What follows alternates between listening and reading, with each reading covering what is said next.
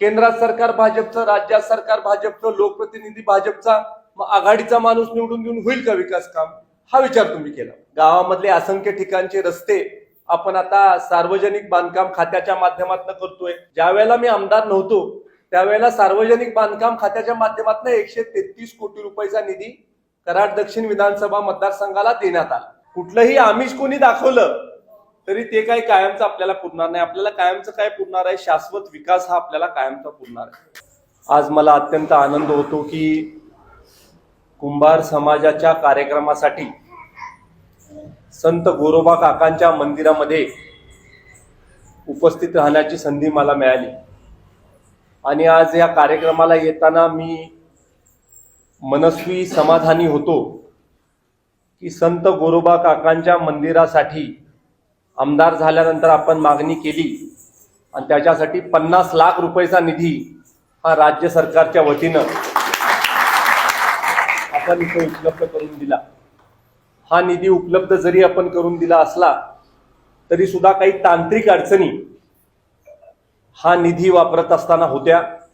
त्याच्यामध्ये आपली तांत्रिक अडचण अशी आहे की आपली ह्या मंदिराची जी मिळकत जागा आहे ती मिळकत जागा कमी आहे आणि बांधकाम मिळकत जागेपेक्षा जास्त आहे.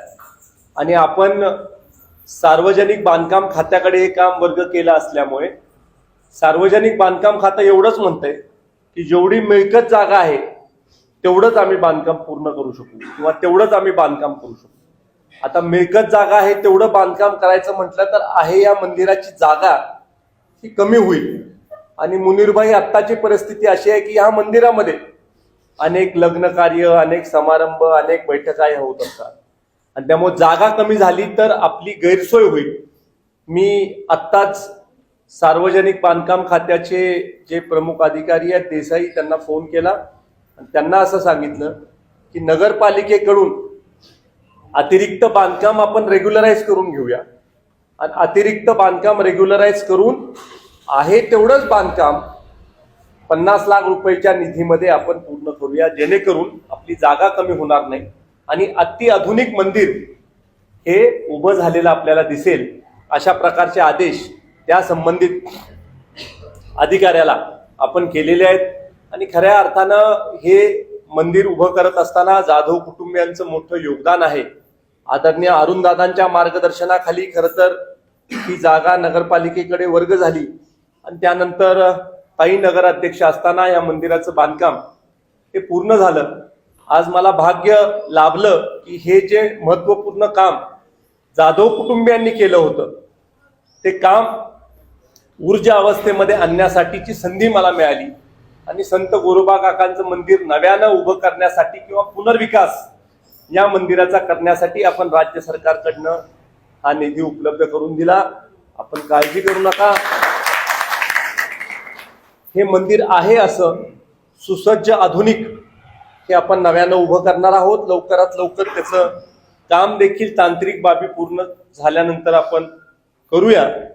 आणि त्याचबरोबर ह्या 9 नंबर प्रभागामध्ये आमचे जे भारतीय जनता पार्टीचे शहर अध्यक्ष होते माजी एकनाथजी, त्यांच्या घरापासून 22 लाख रुपयाचा रस्ता हा देखील आपण ह्या प्रभागामध्ये टाकलेला आहे. आणि त्यामुळं त्या रस्त्याचं आपल्याला आम्ही सगळी माहिती देऊ.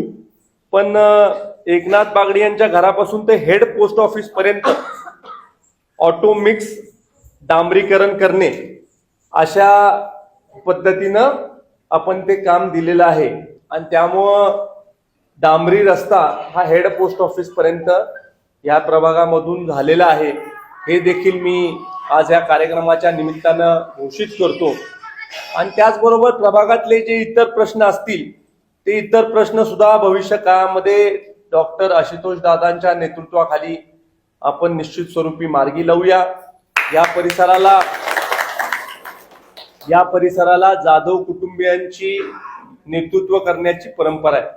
आणि आदरणीय मोठे जाधव साहेब असतील ज्यांनी खऱ्या अर्थानं स्टेडियमसाठी जागा दिली, त्यानंतरच्या काळात आदरणीय जयवंतराव जाधव साहेब असतील ज्यांनी नेतृत्व या शहराचं केलं, त्यानंतर आदरणीय शारदाताई आज अखेर या परिसराला नेतृत्व देण्याचं काम करतात आहे.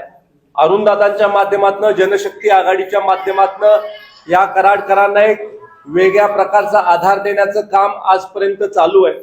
आणि आता चौथ्या पिढीमध्ये डॉक्टर आशुतोष हे या मतदारसंघाचं नेतृत्व करू इच्छितात.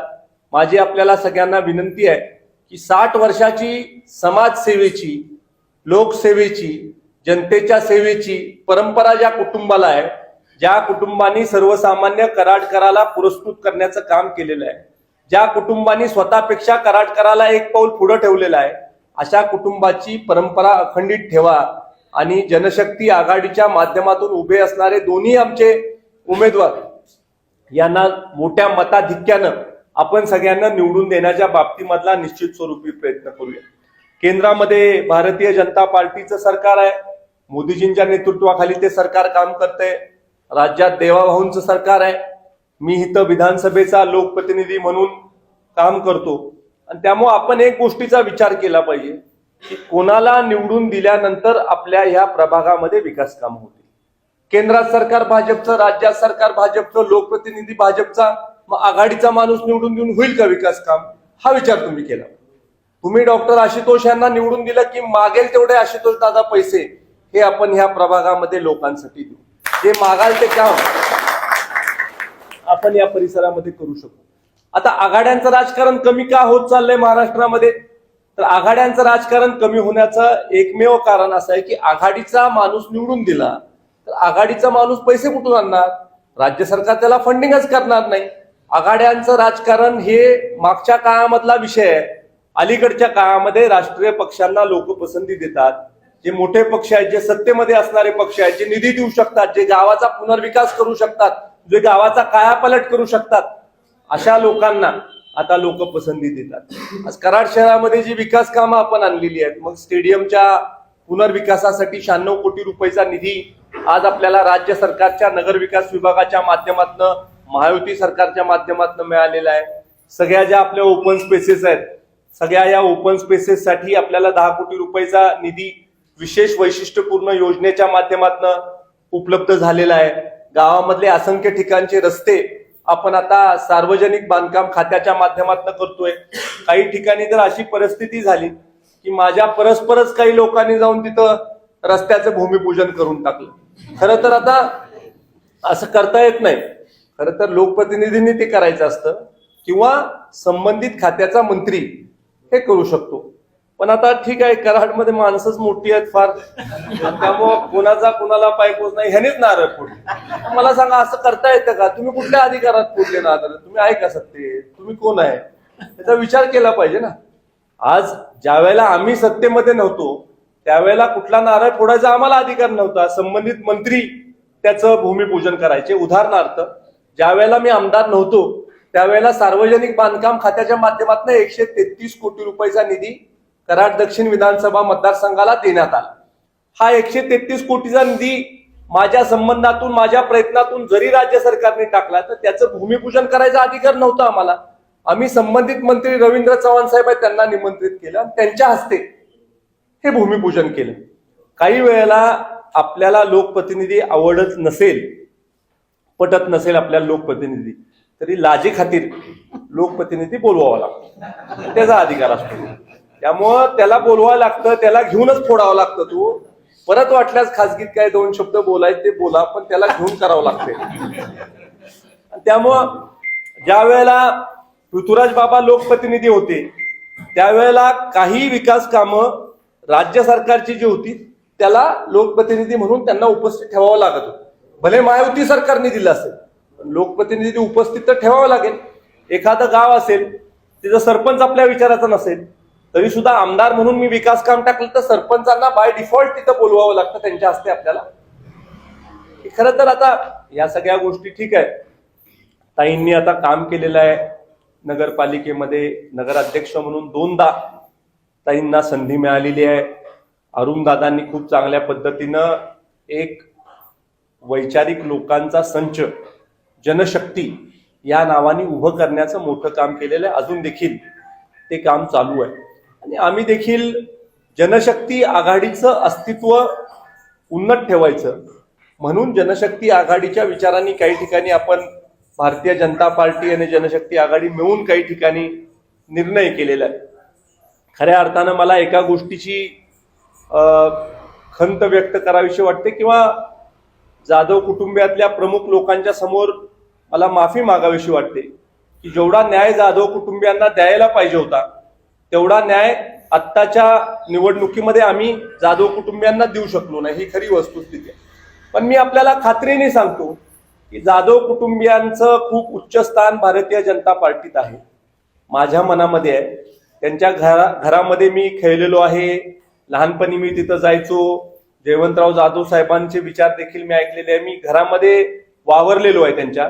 मला एक विशेष ऋणानुबंध या कुटुंबाविषयी आहेत आणि त्यामुळं या सगळ्या प्रमुख लोकांना जाधव कुटुंबियांच्या माझं एवढंच सांगणं आहे की आत्ताच्या पहिल्या टप्प्यामध्ये आशुतोषजींचं नेतृत्व आपण मोठं करूया आणि दुसऱ्या टप्प्यामध्ये राज्य सरकारच्या स्तरावर या कुटुंबातल्या प्रमुख लोकांची चर्चा करून आपल्याला कशी या फॅमिलीला संधी देता येईल, या कुटुंबाला भविष्यात आणखीन कशी संधी देता येईल याचा प्रयत्न हा निश्चित स्वरूपी मी करत राहील.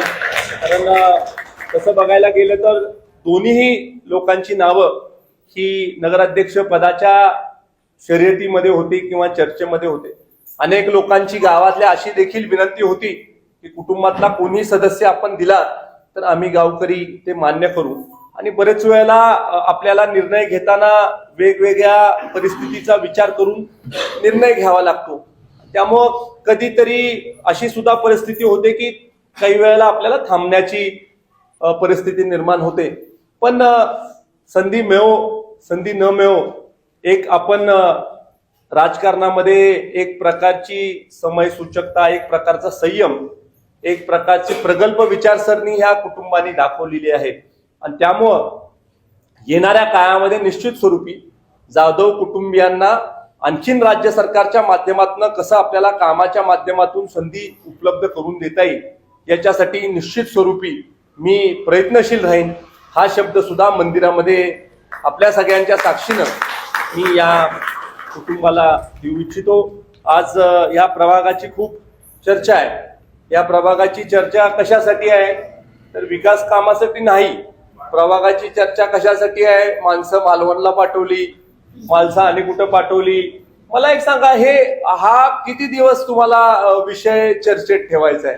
माणसं गावी जातील, 2 दिवसांनी परत येतील, 2 दिवसांनी परत आपापला संसार त्यांना बघायचा आहे.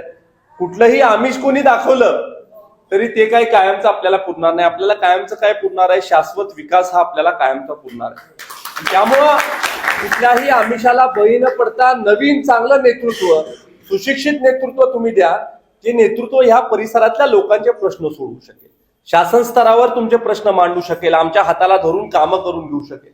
जिथं तुम्ही निवडून दिल्यानंतर काहीच खरं नाही असं लोकांना जर का निवडून आपण दिलं तर त्याचा काही फायदा आपल्याला होणार नाही. आणि त्यामुळं आपण ह्या 2 लोकांच्या ठामपणे पाठीशी उभं राहण्याच्या बाबतीमधली भूमिका ही घेतली पाहिजे. खरं तर ज्या वेळेला या मतदारसंघामध्ये निवडणूक होणार होती नगरपालिकेची, त्यावेळेला आमची अपेक्षा होती की पक्षीय स्तरावर निवडणुका जातील. पण आज परिस्थिती अशी झाली की भारतीय जनता पार्टी ही पूर्ण ताकदीनं उभं आहे आणि विरोधात मात्र 2 आघाड्या मिळून निवडणूक लढवतात आहे. काँग्रेस पक्षाला तर सगळ्या जागा देखील मिळालेल्या नाहीत. त्यामुळे यांची परिस्थिती देखील आपण समजू शकता. आणि त्यामुळे आपल्या समाजाच्या दृष्टीने सुद्धा हे लोक निवडून देणं गरजेचं आहे. हा प्रचार आणि प्रसार हा तुमच्या माध्यमातून अध्यक्ष साहेब लोकांमध्ये झाला पाहिजे. एक जी रास्त भावना तुम्ही व्यक्त केली की लोकांच्या हाताला काम मिळण्याच्या बाबतीमध्ये आपण काय केलं पाहिजे, हा आपल्याला दीर्घकाळ चर्चा करून मार्गी लावण्याचा प्रश्न आहे.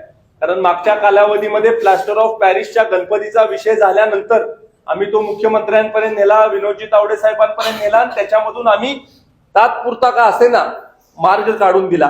पण भविष्यामध्ये कायमच्या उदरनिर्वाहासाठी आपल्याला नवीन संस्था कशा करता येतील, नवीन उद्योगधंदे कसे करता येईल, ज्या उद्योगधंद्यामधनं आपल्या मुलांच्या माता भगिनींच्या हाताला काम मिळू शकेल, हा प्रयत्न निश्चित स्वरूपी आपण भविष्य काळामध्ये करू. एवढीच विनंती तुम्हाला आजच्या कार्यक्रमाच्या निमित्तानं करून मोठ्या संख्येनं आपण उपस्थित झाल्याबद्दल आपल्याला शुभेच्छा देतो आणि आमचे नगराध्यक्ष पदाचे उमेदवार अण्णासाहेब पावसकर यांना आपण भरघोष मतदान करा, डॉक्टर साहेब आशुतोषजी यांना मतदान करा, भाभीजींना मतदान करा एवढं सांगून थांबतो. जय हिंद, जय महाराष्ट्र.